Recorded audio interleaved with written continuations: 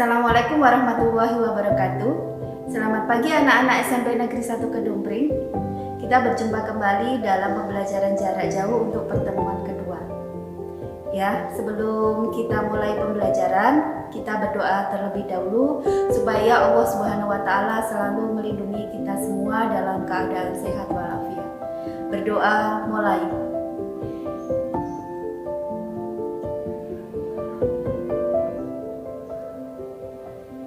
Berdoa selesai. Sudahkah kalian menyiapkan alat tulisnya, yaitu buku tulis, pulpen, dan e-book yang sudah kalian unggah dari perpustakaan Bahrul Amin? Anak-anak, untuk kelas 7 semester genap ini di pertemuan kedua kita masuk pada pembahasan jaringan. Oke, untuk masuk ke dalam materinya kita saksikan materi kali ini. Materi untuk kelas 7 semester genap pada bab organisasi kehidupan subbab jaringan akan kita pelajari, dan sebelumnya saya ingatkan kita sudah mempelajari tentang sel hewan dan sel tumbuhan.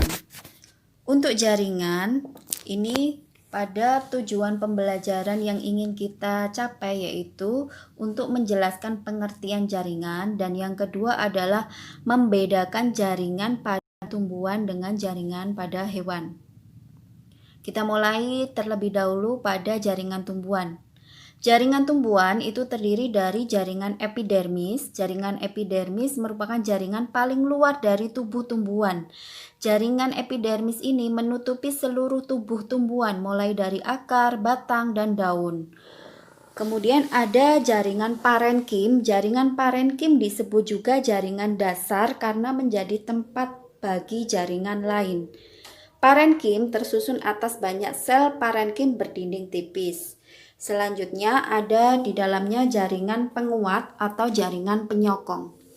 Jaringan ini terdiri dari kolenkim dan sklerenkim. Untuk kolenkim ini jaringan yang fungsinya memberi kekuatan bersifat sementara pada tumbuhan. Sedangkan yang bersifat permanen adalah sklerenkim. Kemudian ada jaringan pengangkut. Nah, jaringan pengangkut ini ada dua jenisnya, yaitu jaringan silem dan jaringan floem. Untuk jaringan silem atau disebut dengan istilah lain yaitu jaringan pembuluh kayu, tersusun atas sel-sel memanjang yang sudah mati. Sel-sel tersebut saling menyambung membentuk suatu pembuluh. Pembuluh inilah yang mengangkut air dan unsur hara dari akar menuju daun. Sedangkan untuk floem disebut jaringan pembuluh tapis, terdiri atas sel-sel hidup berdinding tipis. Floem berfungsi mengedarkan hasil berfotosintesis dari daun ke seluruh tubuh tumbuhan. Jadi hasil fotosintesis itu yang ada di daun akan diedarkan ke seluruh tubuh tumbuhan. Ini fungsi dari floem. Jadi kalau dijabarkan keseluruhan dari jaringan tumbuhan ini kita buatkan tabelnya, jadi ada 7. Tadi meristem itu ada primer dan sekunder. Untuk primer, meristem primer itu fungsinya untuk pertambahan tinggi ke atas. Jadi tumbuh itu akan memanjang ke atas. Ini untuk fungsi dari meristem primer. Sedangkan meristem sekunder ini berfungsi untuk pertumbuhannya yang bertambah ke samping atau melebar. Sedangkan ada jaringan tumbuhan yang lain yaitu epidermis, ini sebagai pelindung jaringan di dalamnya dan tempat pertukaran zat. Untuk berikutnya ada jaringan parenkim, ini tempat jaringan lain menempel. Kemudian ada jaringan penguat atau penyokong atau penguat. Untuk jaringan pengangkut tadi ada dua ya, jaringan silem dan floem. Untuk silem tadi sudah dibahas, yaitu mengangkut air dan unsur hara dari akar menuju daun. Sedangkan floem mengedarkan hasil fotosintesis dari daun ke seluruh tubuh tumbuhan. Selanjutnya kita pelajari tentang jaringan pada hewan.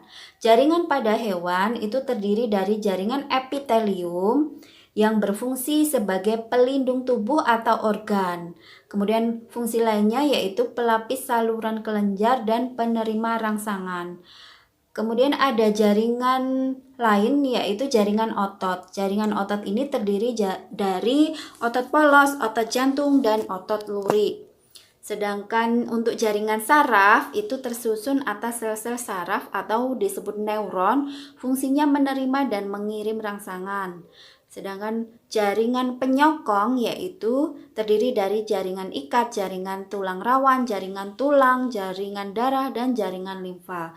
Kalau semua jaringan ini kita rinci, ternyata di jaringan hewan lebih banyak ya, ada 10 jaringan, yaitu jaringan epitelium, otot luri, jaringan otot polos, jaringan otot jantung, jaringan saraf, tendon, ligamen, tulang, darah, dan limfa.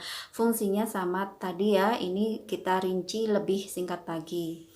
Nah, untuk kesimpulan dari pembelajaran kita kali ini pada pertemuan kali ini yaitu jaringan adalah kumpulan dari beberapa sel yang bekerja sama dan memiliki fungsi yang sama.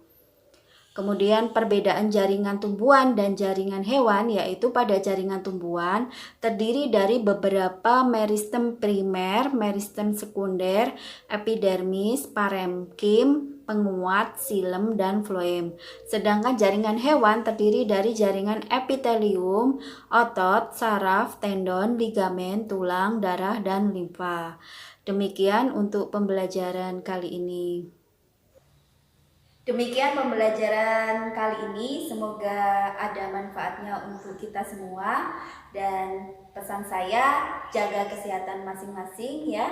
Walaupun di rumah, kalian tetap jaga protokol kesehatan. Dan untuk tugasnya yang secara online sudah kita sepakati untuk dikirim melalui Google Classroom. Salam sehat dan tetap semangat. Wassalamualaikum warahmatullahi wabarakatuh.